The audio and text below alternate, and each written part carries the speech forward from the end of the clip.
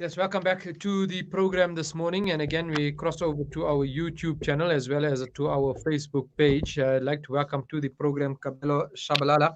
He's from the Young Men's Movement, YMM. Now, let's take a minute or two to read this news article on the EWN website, right? So it says Gauteng police are searching for a suspect in connection with the murder of a 42-year-old woman whose mutilated body was found in Eersterust in Pretoria. Police said the victim was stabbed to death over the weekend, allegedly by her lover. Police spokesperson Kay Makubela said the police were still searching for the suspect who allegedly killed the 42-year-old girlfriend and left her body in an outside room. And then she was pregnant and, in fact, found hanging from a tree in Roodepoort. This is a second incident, the killing of 28-year-old Pule, at 28 years old, found hanging from a tree in Roodepoort with multiple stab wounds last week. Now, I think we need to begin to introspect as a society and really do something about violence against women and children. When do we say enough is enough? To help us understand all that is Kabelo Chabalala. Good morning, sir. Welcome to the program. Morning. Good morning, sir. How are you? Amma, thank you. Now, tell us the YMM. What does it stand for, and what is your call to society? We established the Young Men Movement over 4 years ago. The whole was to ensure that one, we create a platform for young men who grew up without fathers to have a space where they can fully express themselves, their worries, their feelings.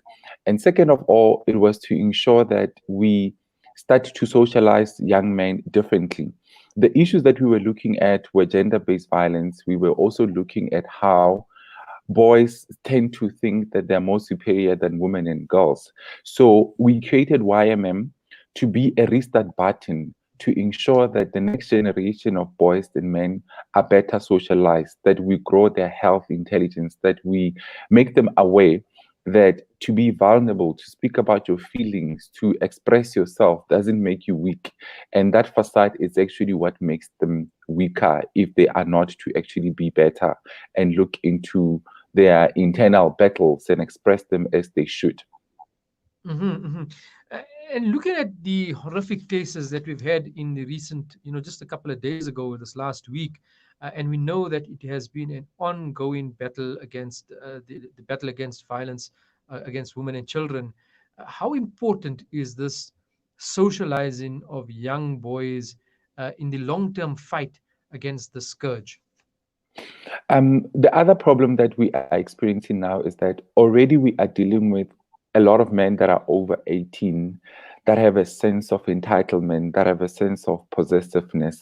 And I think what we are missing as a country and as the global society is understanding that those building blocks that we build in men at home, the kind of activities that we encourage at home, from the TV programs that they watch, from the superheroing that we start seeing on television, we almost always see that girls are regarded as secondary. And this also creates a sense of entitlement within that whole socialization of boys. They grow up to not even understand that it's okay to walk away if something is not working out for you. They grow to a point where they think that if I'm dating a Lesego cannot actually date anyone else but me. If things are going to end, Lesego has to end up in a body bag, which is that whole toxicity that we find within the masculinity of boys and men.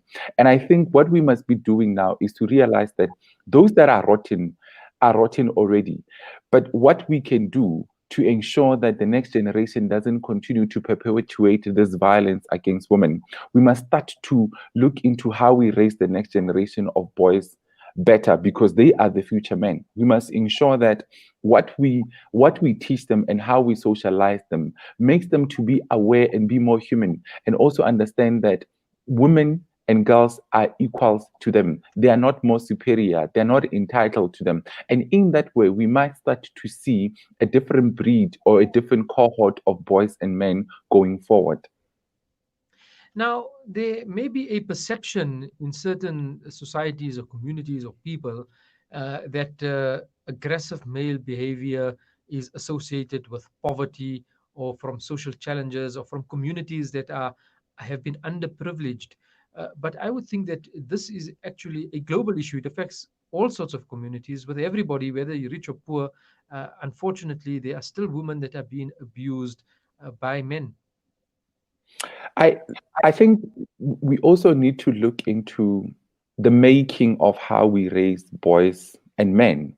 Often I grew up poor, but I don't and I know many other men that grow up poor but have not used that as an opportunity to be abusive or as an opportunity to oppress women. So poverty, yes, it's a global problem, but what we are seeing now is teachings of toxicities that were never really dealt with when people were growing up. And the other thing is that abuse is not only limited to poor men. We see men who are CEOs, we see men who are managers, we see men who are well off that still abuse their partners. So no, it cannot be an issue of growing up poor. It's a global issue. It's not even uh, restricted to a certain LSM, whether you are in that high class 7 to 10 or in the low one or in the middle one. We see this happening all over. You see people coming out of big houses. You later hear a story that this woman has been abused or was killed by this very same rich husband. So it has so little to do with your riches or the lack thereof. It's more about that core of socialization. What are we teaching our boys? How do we transition from boyhood to manhood? And what are those things that make them? Because it starts at home, whereby you say, no, no, no, no, don't go into the kitchen. The kitchen is for women. And then the next thing he feels that, oh, every time I need to have a meal, that woman or that girl has to be responsible to ensuring that I nourish my own body. Every time you look at TV and the stories and everything that you see, the superheroes in most movies in America, in Bollywood and Hollywood, you realize that 80% it's men who are dominating the talks and who are seen as superheroes. Women are taking less than 10% of that space. So every young boy who sees that, the perception is we are the powerhouse. We have to be in power. We have to be in charge. So we need to look at all these other issues, from the media representation into the consumption of the movies and entertainment that we have. Where are we finding the balance? Because every young man, even when you sit with them, I mean, we sit with a group of more than 60 young men. All the time when I ask them about duties at home, do you cook? Do you clean? Ah, no, that is for girls. You see where the problem starts, that they are entitled to services whereby they themselves don't want to actually be looking after themselves. So we need to start to change how we socialize boys, socialize them in such a manner that it will ensure that they know and they acknowledge that they are human first. They need to take care of themselves. They equally are not entitled to women bodies, to the services of women, and they need to start taking care of themselves equally. So, you're doing your and sacrificing your time, your energy for so many years to do this, but we have an entire country's men to reach. What would your advice be to people to contact you, set up similar people may be interested in, following your lead? How can you channel that energy? Well, look, the good thing about our country at the moment, and even probably 2 or 3 years ago, is that I know a character company is based in Gauteng, and they're doing such a phenomenal work around the boy child. And them, like myself, we don't wait for another girl child or another woman to lose her life to start talking about this and start working on this. Unlike issues of a march that is also happening today in Soweto, which is titled Not Our Woman. And I always say to people that the words we use around our campaigns or our activism has to be very sensitive to the gender, because to say Not Our Woman speaks that as though we own them. There's a sense of entitlement and ownership to this woman that we say we want to march for. So you can see that this is a group of men who gathered together over the weekend hearing about the femicide that is happening and said we need to do something.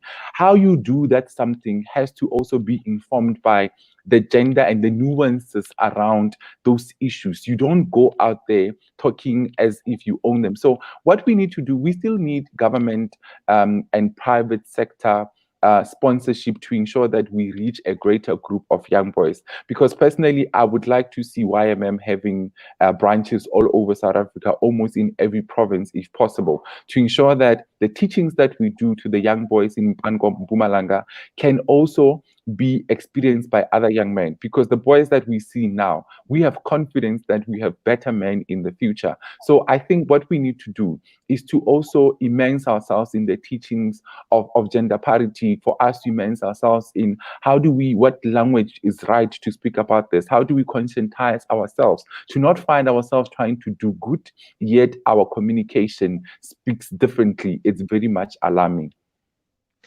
Kabelo Chabalala of the YMM, the Young Men's Movement, thank you so much for your time this morning, sir, and for the wonderful work that you are doing in safeguarding the future of South Africa's ladies and bringing up gentlemen that fulfill their adequate role in society. Thank you so much. You go well and have a wonderful day. It's a pleasure. Same to you, sir.